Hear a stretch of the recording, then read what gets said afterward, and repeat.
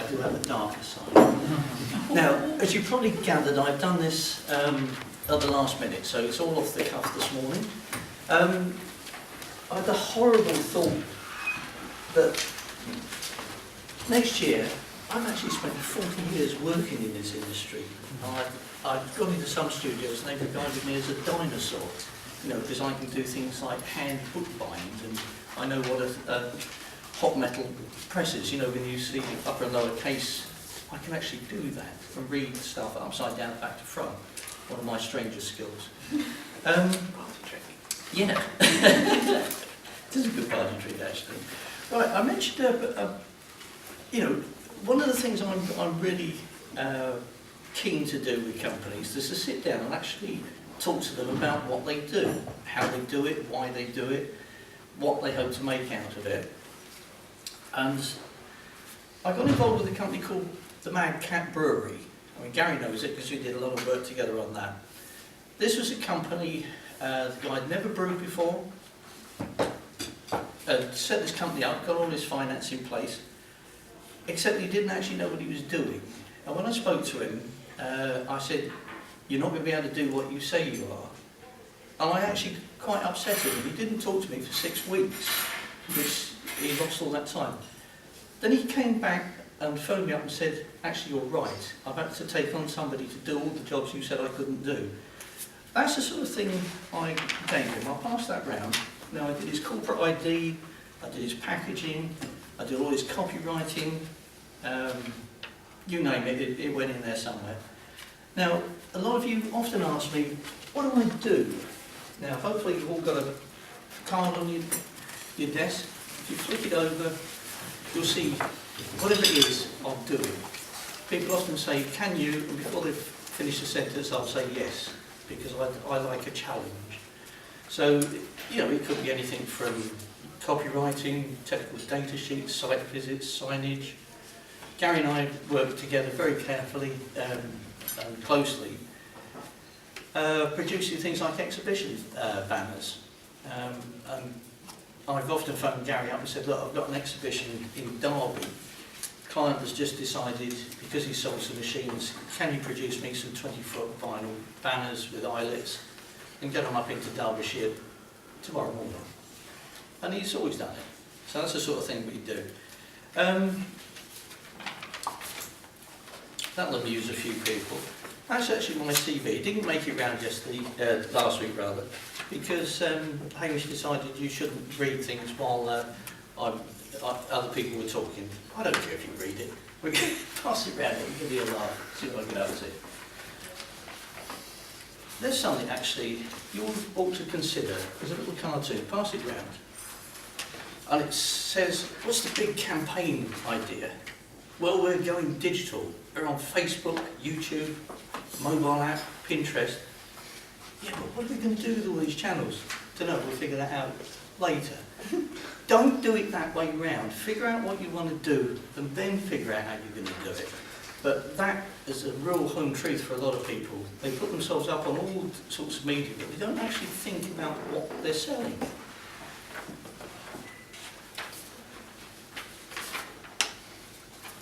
Actually, that was something I gave to Colin. That was something I knocked up for him last night. So that was an instant mail, wasn't it? Totally. I think you got that at about 11:45 last night. Well, I was sleeping at that point in time, but I did get it this morning at 4:30 when I opened up. Now this is something else, this is another aspect of what I do. This is something called PlantWorks. It's the biggest construction industry exhibition, and I'll give you some idea of the size of it. I've just been told, would you like to run the demonstration side of it?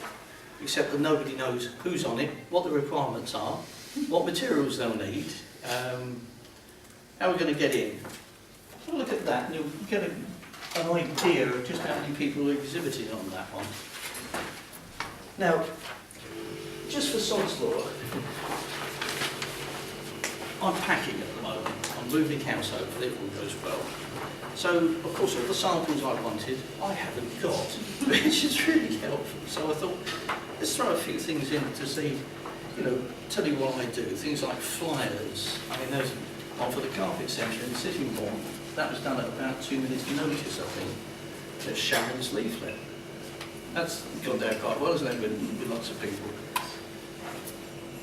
There's an old one, Ecobites. Anybody remember that one? There's another one. Oh, Fort Amherst, that's a good one, Gary, isn't it? We do lots of work with them. That's a charity.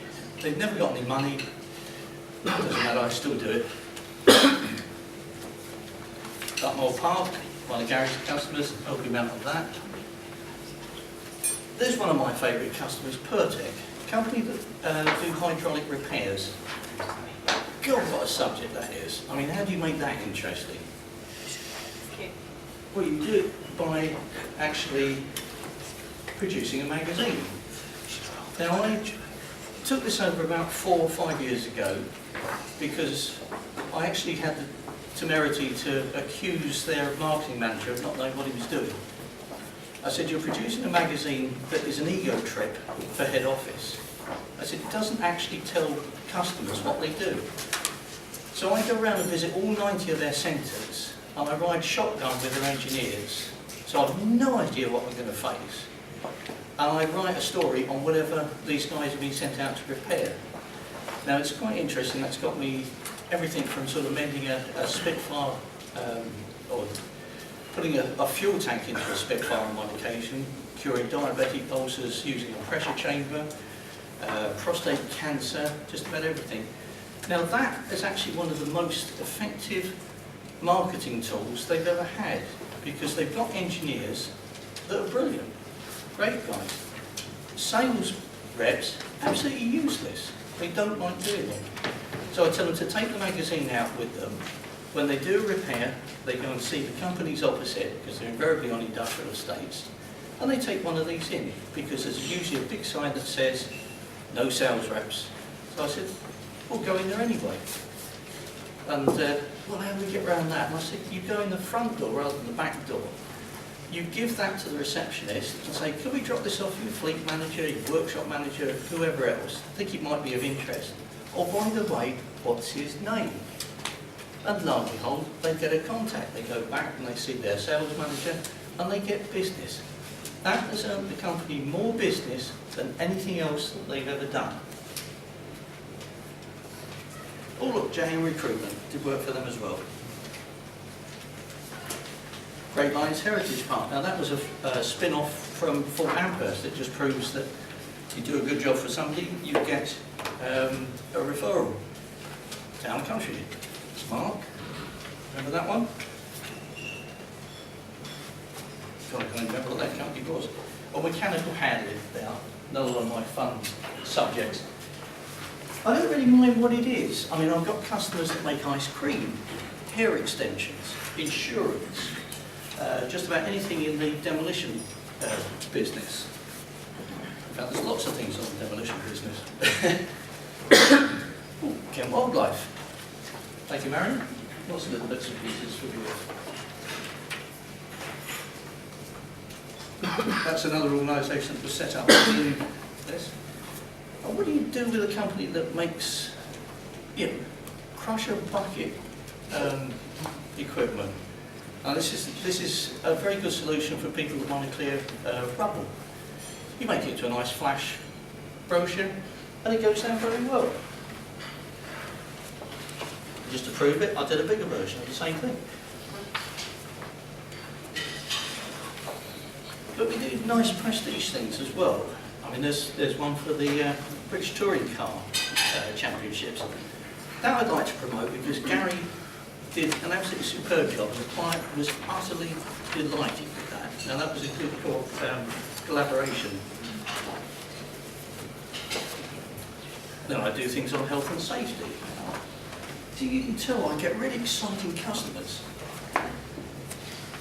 Well, just get health and beauty. Yeah, there's another one. Health and safety. Sports clubs.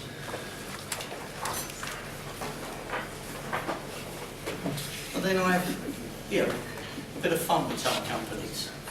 That was a company that makes recycling equipment.